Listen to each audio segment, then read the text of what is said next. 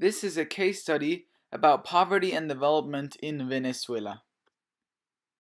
Venezuela is a country located to the right of Colombia, left of Guyana, and on the top of Brazil in South America. In 2018, it had a population of 31,600,000, which is 4 times larger than Switzerland. The weather is usually hot and humid, as it's close to the equator. Venezuela takes up 882 kilometers squared of land and has the highest point of 4,978 meters in Pico Bolivar. Poverty in Venezuela.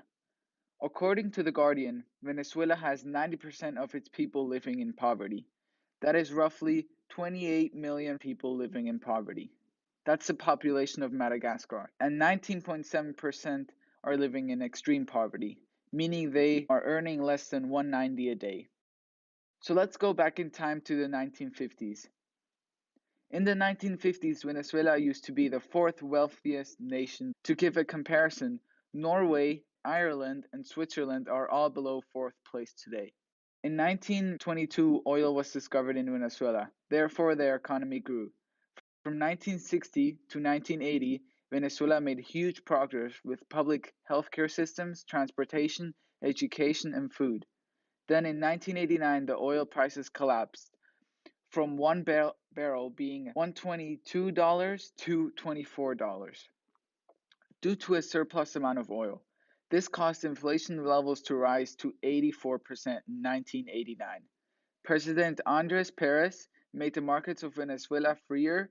This caused inflation levels to decrease and GDP rose once again.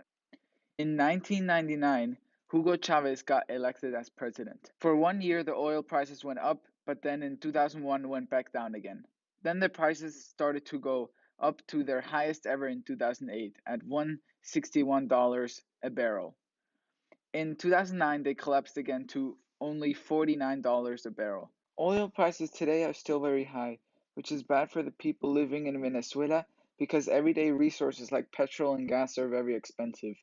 This has a chain effect through the people because expensive petrol will lead to expensive transportation, which will lead to less money for people to afford the needs of survival.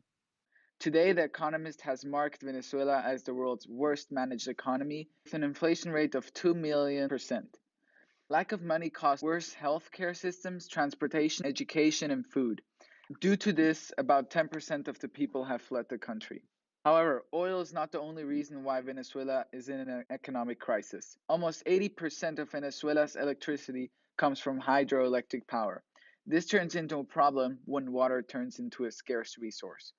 Due to Venezuela being affected by La Nina, they have experienced a 3-year water drought, which has caused a loss of electricity. Less electricity means the jobs that need electricity get less working hours. Therefore, people can't pay for their basic needs of survival. The last reason why Venezuela is in an economic crisis is because of politics. In 2016, the economic crisis caused the government to, and I quote, become more authoritarian. This caused stricter rules which caused riots on the street. Even people that are neutral get affected. Here's an example of a neutral journalist called Nairobis Rodriguez living in Venezuela.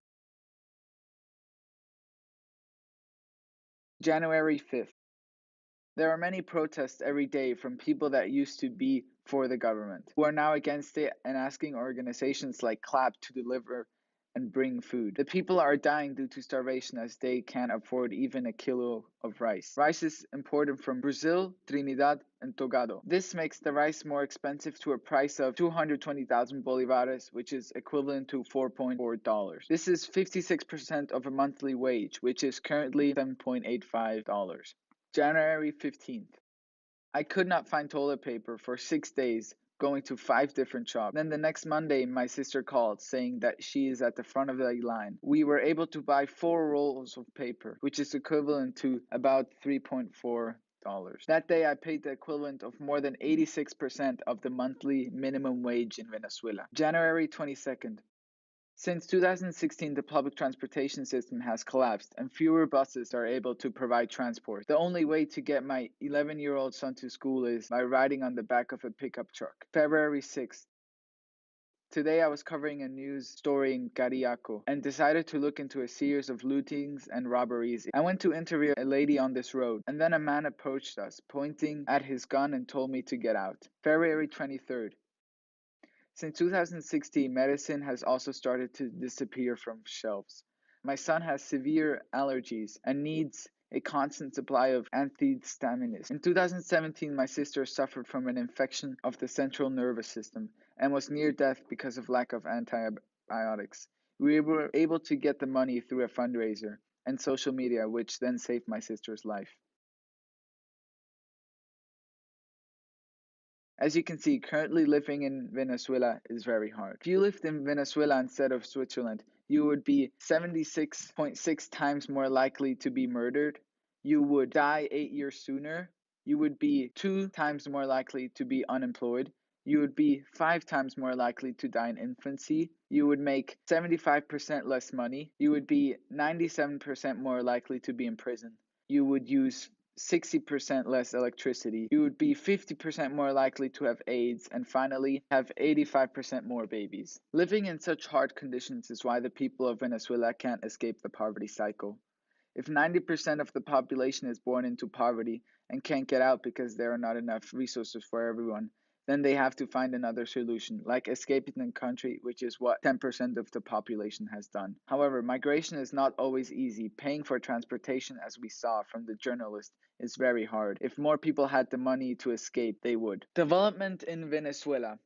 The HDI of Venezuela in 2017 was 0.761, putting them in 78th place in the world. The HDI is affected by the GNI, which is at 70,000 per capita, the life expectancy, which is 76 years, the infant mortality rate, which is 12 deaths per 1,000 live births, only 10 mean years of schooling, and 14 years of expected schooling. An HDI value of 0.761 is not the worst. However, because of the economic crisis since 2016, the GNI has been going down, causing the HDI to go down as well.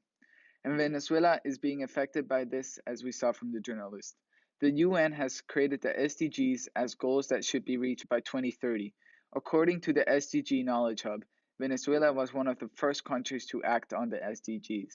In 2016, they instructed the National Institute of Statistics to separate important data and show information about, and I quote, the most vulnerable children, Afro descendants, indigenous people, persons with disabilities, the elderly, and women, among others, under the principle leave no man behind.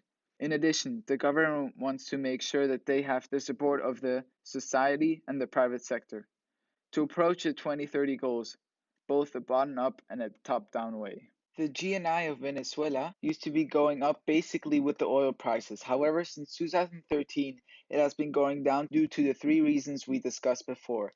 The GDP growth percentage has had some interesting changes throughout history, also having a correlation to the oil prices. Currently, Venezuela is experiencing a negative GDP growth, which means they are selling less and less products in their country. We have come to an end of this case study. I hope you have learned more about poverty and development in Venezuela. Thanks for watching.